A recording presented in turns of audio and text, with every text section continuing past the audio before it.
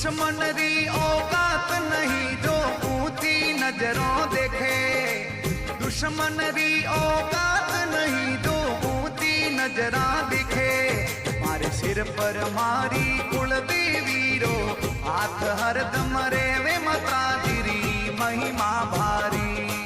मारे सिर पर मारी कुलदेवी रो हाथ हरदम रेवे माताजी